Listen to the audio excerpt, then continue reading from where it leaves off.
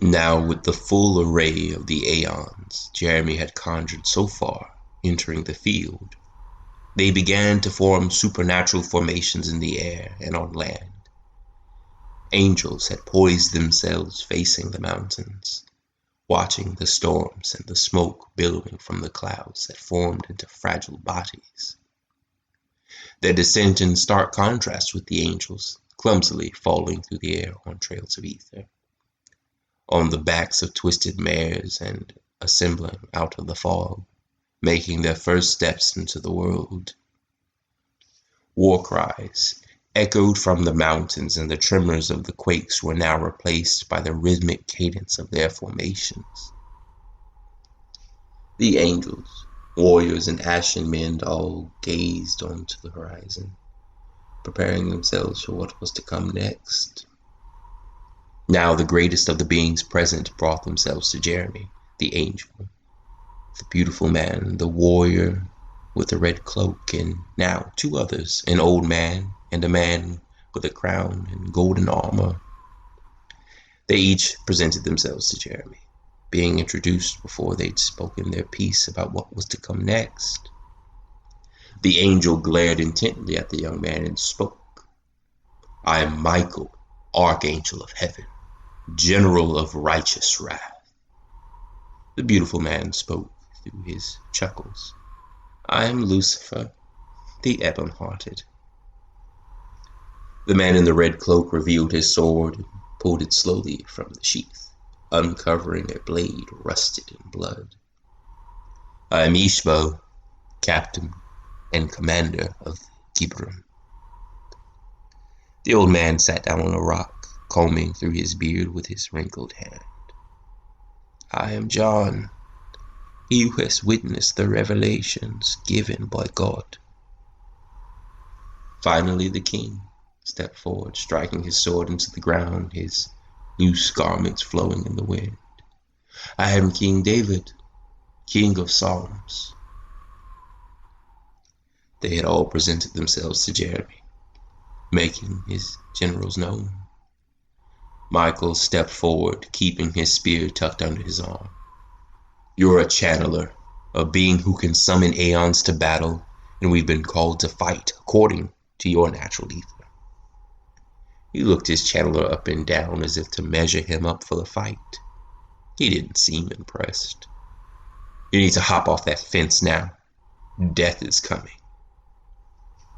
He pointed towards the horizon and the storms and creatures moving in battle formations. "It's called ether. The lights you saw, those odd colors, that's the energy of the worlds." He explained quickly that all of Jeremie's ether was the root of this army in front of him. Each of the generals, his most powerful aeons, also had a large store of ether that allowed them to bring forth aeons to fight under them. Jeremie shook his head in disagreement before his cowardice was silenced by Lucifer, passively, and not earning yet direct recognition. "I told you, Michael, our chick has no wings." Michael groaned in annoyance and turned to face the enemy, which was now a lot closer. Close enough to be made out in the dust clouds of their march. Michael took to the air, calling his captains to him. He signaled to them and set a barrier of angels in the clouds. Likewise, on the ground, the Gibram made sharp formations that were led by each of their captains of reputation. It was two of them, stark opposites in approach, which would follow behind their leader in battle. They were Abishai and Shemach, warriors of fire and wind, respectively. Behind them stood a middle guard, a group meant to help protect Jeremie until he could harness his abilities. They were then supplemented by the core of demons and Lucifer, who rose a miasma around him, poisoning the air to their enemies. "It's my job to keep you safe for now, but keep in mind that doesn't mean happy." Jeremie swallowed hard and glared at the demon leader before nodding his head. He studied his protector, his long, flowing purple robes, and the way in which he seemed to float over everything, or be in the correct place to tease and torment people. Although Jeremie hated the way he and Michael condescended towards him, he didn't think this man to be deserving of his reputation yet. He did not have a lot of time for this speculation on his generals.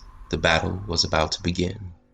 The Gibberum and Angels burst forward onto the field with a fiery fervor. Michael plummeted into a crowd of enemies and was followed by a valorous captain, the angelic captain of the 4th Guard. Her swords twirled through the air and met the bodies of the warriors in her way. Soon the Gibberum cracked into the fray, Ishbal swinging his sword in a pattern of strong arches that fell upon the enemy, crushing their skulls and tearing down their guards. His most aggressive captains joined him and then moved out in a line to establish a firm fighting position. As lower Gibberum poured into the battle, they seemed to be multiplying quickly, out of nowhere. It was a lot for Jeremie to take in. He had never even been in a fight before, and now he was the conductor of a major battle. He was filled with so many emotions, and now those emotions boiled up inside of him and found their way out into the form of a dust storm of white and black ether. This haze of energy was immediately absorbed by Lucifer, who regurgitated it in the form of a vanguard of aeons that channeled a sensitive part of him. These were the avatars of Sin, 7 aeons, each with unique forms and abilities. Lucifer pointed forward. Go, rage, gluttony, and pride. Make your presence known. There was a man who radiated fire, a very obese woman, and a man who slung light javelins into a crowd of enemies. The rest of Lucifer's sins stood fast in the midst of their master's poison and provided comfort to Jeremie. Most of all, this comfort came from a sin named Tristitia. She held a dirty violin in her hands and looked just as nervous as Jeremie. They glanced at each other and inched closer out of that nervousness. Odd howls reverberated over the plains, sending chills down Jeremie's spine. He couldn't pinpoint where they came from, but he could feel a thirst for blood in the tone. Tristitia shuddered with him. They were both far too timid for this kind of environment. On the other side of this spectrum was the avatar of rage, Ira, who was now sprinting into a crowd of the enemy and opening his hands as if parting a veil. Fire erupted from his fingertips and was pushed outwards, charring a line of their zombified enemy. "What are these things?" he called out. Abishai twirled his spear a few times before cackling into the wind and exchanging that he didn't care, so long as he was able to keep killing. It was Michael, who fell from the sky and sent bodies into a jumbled mess into the air. He clapped his wings to the ground, and the shockwave hit so hard that everyone in the area bowed to his might. These are Shiver, eaters of the ether. Again, Michael was joined by the angel of the 4th Guard, who brought her company along in her shadow. They were also joined by a darker-looking angel covered in darker robes with similar ashen patterns like the demons. He was Samael, the angel of death. A loud crack came from the sky, and a billowing cloud opened up before a large dragon came from it. Behind it, there were many other smaller dragons that came out like bats in the night. On top of that large dragon, there was a Shiva mightier than the rest. Angels went into the air and sought to do battle against the dragons. It was an even battle. Flames from both sides and the weapons of heaven clashed in a virulent, violent exchange. Lucifer gazed up at the battle and felt a snide frown fill his face. He hated to be even in battle, and he saw as well Michael's brow furrowed in frustration. It was as if by prior planning that they both sprang into the air and sought to turn the tides more powerfully.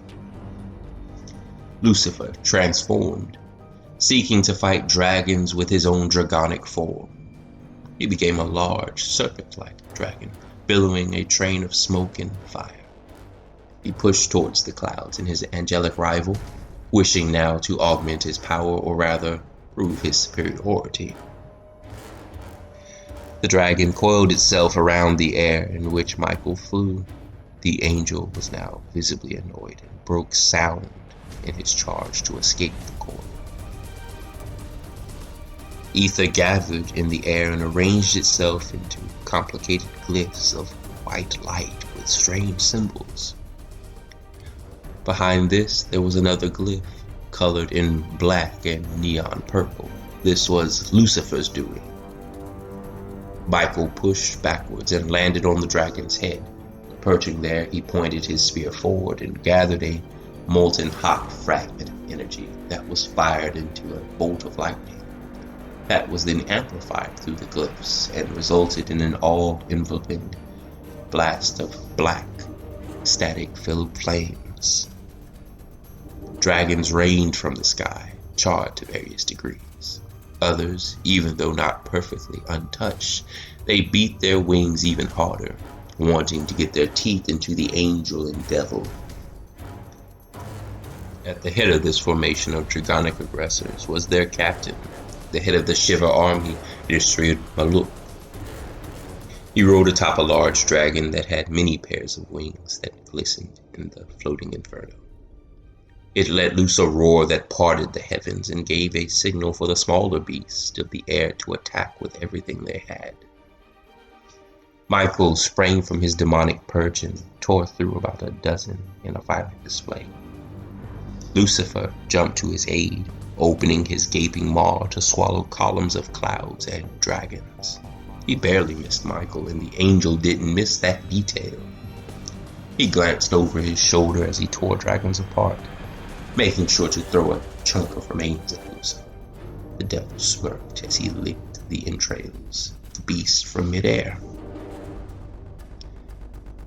Back on the ground, Jeremie watched with widened eyes. All of the violence and bloodshed was his to take in. You were supposed to do something about this, but it would be very difficult. Here fought angels, demons, and zombified aliens. What was a pacifist, raised in sheltered love and care, to do about this situation now? What was his motivation to push forward? Tristitia rose to her feet, violin in hand, and played a charming song that spread dark green ether across the field. Simple ashes, deep black in color, rose through the veil of grass and green.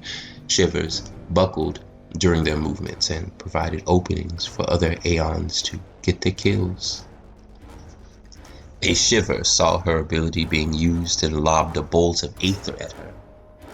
She dropped her violin and moved her hands in a large circle, leaving deep red trails in the air. Blood poured from her wrists and used her portions of ether directly to negate the effects of the attack. Her face reflected discomfort, and her pain caused a rising tumult in Jeremie to boil over. Even she had shaken her own timidness off, realizing this was a battle they could not flee. That was when a strong voice, Michael's voice, called out to him. "How will you get back if you don't survive?" Lucifer's temptations hit his heart. Your power is there. Why would you die here for your own cowardice? From every aeon in the field, a chant hit Jeremie and forced his hand. Fight! He gazed at the field again, and tears trailed down his cheeks, meeting a nervous smile that let loose laughter. Ether sprang from the ground around Jeremie, bursting into the winds with fervor like sparks from a blazing inferno. They were colored white, yellow, black, and purple. Through the embers, Jeremie's burning eyes permeated and destroyed the partition as he let loose something so powerful that he had to lose consciousness to utilize it. The divide of heaven and hell A pulse of energy shook the earth like a furious cannonade and hit the largest dragon, sending it and its mount to the ground. The beast coiled on the ground, nursing a large hole in its body. Maluk jumped from the dragon, glaring at Jeremie through the haze of dust, ether, and blood. The fight was just beginning.